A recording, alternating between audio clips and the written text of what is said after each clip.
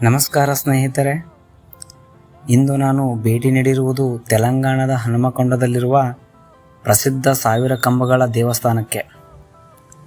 ಸುಮಾರು 900 ವರ್ಷಗಳ ಇತಿಹಾಸ ಹೊಂದಿರುವ ಈ ದೇವಸ್ಥಾನವನ್ನು ರುದ್ರೇಶ್ವರ ಸ್ವಾಮಿ ದೇವಸ್ಥಾನ ಎಂದು ಕರೆಯಲಾಗುತ್ತದೆ. ಈ ದೇವಸ್ಥಾನ ಕೇವಲ ಧಾರ್ಮಿಕ ಸ್ಥಳವಲ್ಲ, ಇದು ಕಾಕತೀಯರ ಅದ್ಭುತ ಕಲೆ, ವಾಸ್ತುಶಿಲ್ಪ, ಶಿಲ್ಪಕಲೆ ಮತ್ತು ಇತಿಹಾಸಕ್ಕೆ ಜೀವಂತ ಸಾಕ್ಷಿಯಾಗಿದೆ.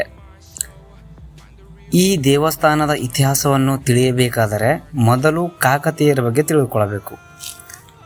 ಸ್ನೇಹಿತರೆ, ಕಾಕತೀಯರು ದಕ್ಷಿಣ ಭಾರತದ ಪ್ರಮುಖ ರಾಜವಂಶರಲ್ಲಿ ಒಬ್ಬರು.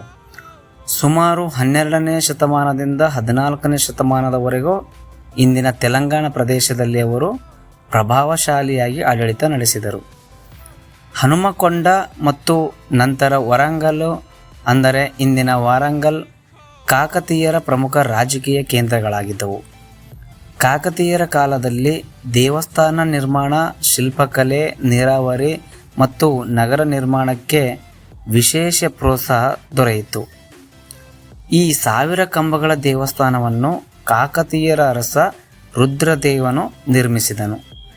ಶಾಸನದ ಆಧಾರದ ಮೇಲೆ ಕ್ರಿಸ್ತ ಶಕ 1163ರಲ್ಲಿ ಈ ದೇವಸ್ಥಾನದ ಪ್ರತಿಷ್ಠೆ ನಡೆದಿರುವುದಾಗಿ ತಿಳಿದುಬರುತ್ತದೆ. ಇನ್ನೊಂದು ವಿಷಯವೇನೆಂದರೆ ಇದು ಕೇವಲ ಶಿವನ ದೇವಸ್ಥಾನ ಮಾತ್ರವಲ್ಲ. ಇದರ ಮೂಲ ವಿನ್ಯಾಸದಲ್ಲಿ 3 ಗರ್ಭಗುಡಿಗಳಿದ್ದವು.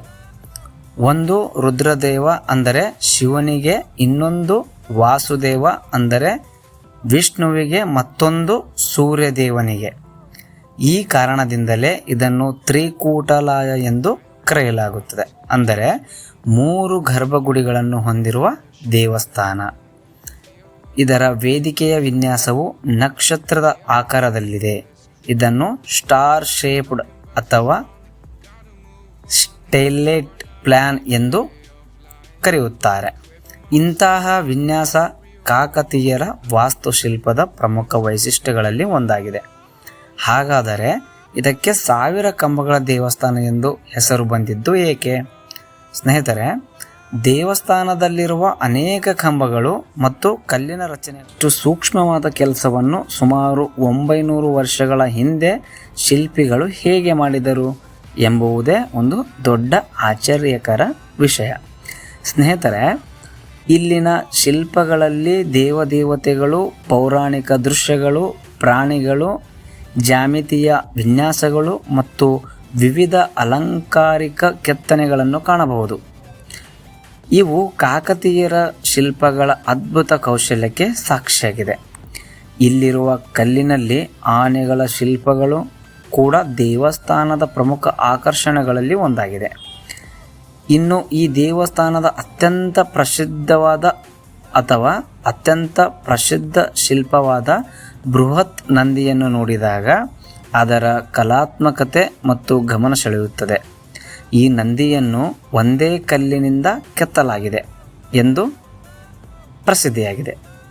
ನಂದಿ ದೇಹದ ಮೇಲೆ ಮಾಡಿರುವ ಸೂಕ್ಷ್ಮ ಕೆತ್ತನೆಗಳು ಆ ಕಾಲದ ಶಿಲ್ಪಗಳ ಪ್ರತಿಭೆಯನ್ನು ತೋರಿಸುತ್ತದೆ. ಸ್ನೇಹಿತರೆ, ಇನ್ನು ಈ ದೇವಸ್ಥಾನದ ಇತಿಹಾಸವನ್ನು ತಿಳಿದುಕೊಳ್ಳಲು ಅತ್ಯಂತ ಪ್ರಮುಖವಾದ ಸಾಕ್ಷಿ ಇಲ್ಲಿರುವ ಶಾಸನ. ರುದ್ರದೇವನ ಕಾಲಕ್ಕೆ ಸೇರಿದ್ದು. ದೇವಸ್ಥಾನದ ನಿರ್ಮಾಣ, ದೇವತೆಗಳ ಪ್ರತಿಷ್ಠೆ ಮತ್ತು ದೇವಾಲಯದ ಪೂಜೆ ಹಾಗೂ ನಿರ್ವಹಣೆ ದಾನದ ಬಗ್ಗೆ ಮಾಹಿತಿ ನೀಡುತ್ತದೆ. ಹೀಗಾಗಿ ಈ ಶಾಸನ ಕೇವಲ ಕಲ್ಲಿನ ಮೇಲೆ ಕೆತ್ತಿರುವ ಅಕ್ಷರಗಳಲ್ಲ, ಇದು ಸುಮಾರು 9 ಶತಮಾನಗಳ ಹಿಂದಿನ ರಾಜಕೀಯ, ಧಾರ್ಮಿಕ ಮತ್ತು ಸಾಮಾಜಿಕ ಜೀವನದ ಬಗ್ಗೆ ನಮಗೆ ಮಾಹಿತಿ ನೀಡುವ ಇತಿಹಾಸದ ಪ್ರಮುಖ ದಾಖಲೆಯಾಗಿದೆ. ರುದ್ರದೇವನ ಕಾಲದಲ್ಲಿ ಕಾಕತೀಯರ ರಾಜಕೀಯ ಶಕ್ತಿ ಮತ್ತಷ್ಟು ಬದಲಾಯಿತು. ಹನುಮಕೊಂಡದಿಂದ ಕಾಕತೀಯ ರಾಜ್ಯವು ನಂತರ ಓರುಗಲ್ಲು ಅಂದರೆ ಇಂದಿನ ವರಂಗಲ್ ಕಡೆಗೆ ಮತ್ತಷ್ಟು ವಿಸ್ತರಿಸಿತ್ತು. ನಾನು ಈ ಸಾವಿರ ಕಂಬಗಳ ದೇವಸ್ಥಾನಕ್ಕೆ ಭೇಟಿ ನೀಡಿದಾಗ ನನಗೆ ಅನಿಸಿದ್ದು ಒಂದೇ ಒಂದು, ಅಂದರೆ ಕಲ್ಲುಗಳಿಗೆ ಮಾತನಾಡಲು ಬಾಯಿಯಿಲ್ಲ, ಆದರೆ ಕಾಕತೀಯರ ಶಿಲ್ಪಿಗಳು ಕೆತ್ತಿದ ಈ ಕಲ್ಲುಗಳು ಇಂದಿಗೂ ಇತಿಹಾಸವನ್ನು ಮಾತನಾಡಿಸುತ್ತದೆ. ನೋಡ್ರಿ, ನಾವು ಇಲ್ಲಿ ಕೇವಲ ದೇವಸ್ಥಾನವನ್ನು ನೋಡಬಾರದು, ಇದರ ಹಿಂದೆ ಇರುವ ಇತಿಹಾಸವನ್ನು ತಿಳಿದುಕೊಳ್ಳಬೇಕು, ಶಾಸನವನ್ನು ಅರ್ಥ ಮಾಡಿಕೊಳ್ಳಬೇಕು, ಶಿಲ್ಪಕಲೆಯನ್ನು ಗಮನಿಸಬೇಕು ಮತ್ತು ನಮ್ಮ ಪೂರ್ವಜರ ಜ್ಞಾನ, ಕೌಶಲ್ಯ ಮತ್ತು ಕಲಾ ಪರಂಪರೆಯನ್ನು ಗೌರವಿಸಬೇಕು. ಇದು ನನ್ನ 1000 ಕಂಬಗಳ ದೇವಸ್ಥಾನದ ಭೇಟಿ ಮತ್ತು ಅನುಭವ. ನಿಮಗೆ ಇತಿಹಾಸ ಮತ್ತು ಐತಿಹಾಸಿಕ ಸ್ಥಳಗಳ ಬಗ್ಗೆ ಆಸಕ್ತಿ ಇದ್ದರೆ ಇಂತಹ ಇನ್ನಷ್ಟು ವಿಡಿಯೋಗಳಿಗಾಗಿ ನನ್ನನ್ನು ತಪ್ಪದೇ ಫಾಲೋ ಮಾಡಿ ಎಂದು ಹೇಳುತ್ತಾ ತಮ್ಮೆಲ್ಲರಿಗೂ ಧನ್ಯವಾದಗಳು. ಜೈ ಹಿಂದ್.